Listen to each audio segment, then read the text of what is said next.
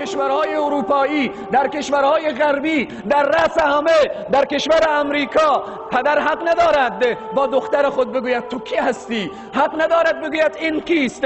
دختر بهترین دوست امریکایی برای خود انتخاب میکنه، اما پدر جرأت نمیکنه بگه این کی هست.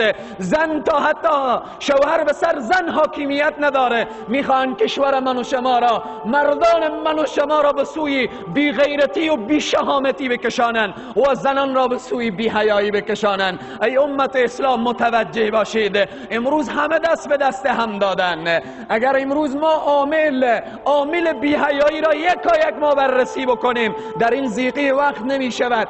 بزرگترین عامل بی حیایی وزارت اطلاعات فرهنگ هست.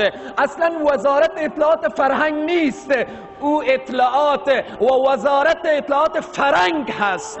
اصلا فرهنگی نمی باشد. تمام فرهنگ دشمن آمد به کشور، وزارت اطلاعات فرهنگ کجا هست؟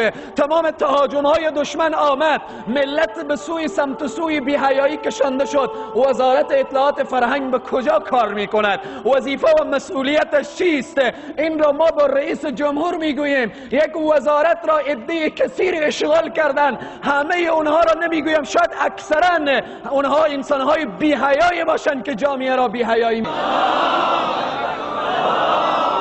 به خدا قسم دوست شب پیش در جای دعوت بودم، تلویزیون هرات، تلویزیون ملی، تلویزیونی که از فرد این ملت، تلویزیون از خون شهید و شهدا میچرخد، فیلم های مبتذل، اعلانات مبتذل و بالاخره نمایش های عجیب و مبتذل که همه اونها درس بی عزتی و درس بی عفتی بود برای جامعه. برادران عزیز متوجه باشیم، بیدار باشیم.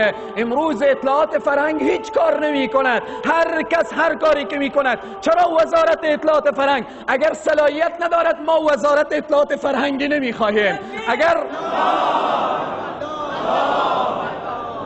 چی می شود که به نام بگوییم ما وزارت اطلاعات فرهنگ داریم، ما ریاست اطلاعات فرهنگ داریم، ما فرهنگ و بالاخره اینها. امروز همه دشمن ها دست به دست هم دادن. برادران عزیز این حرف ساده نیست که دختر شهر جامی و رازی و انصار به دوش شروع کند. آیا ما در کتاب های فقه نخواندیم؟ آیا ما از بحث بزرگان و از علمای خود ما نشنیدیم که باید زنها و قرن فی بیوتکن، در خانه های خود مستقر باشند، باید زنها با عزت و با عفت باشند؟ من برای او خواهرانی که به حرف انسانهای مذبذب کردن،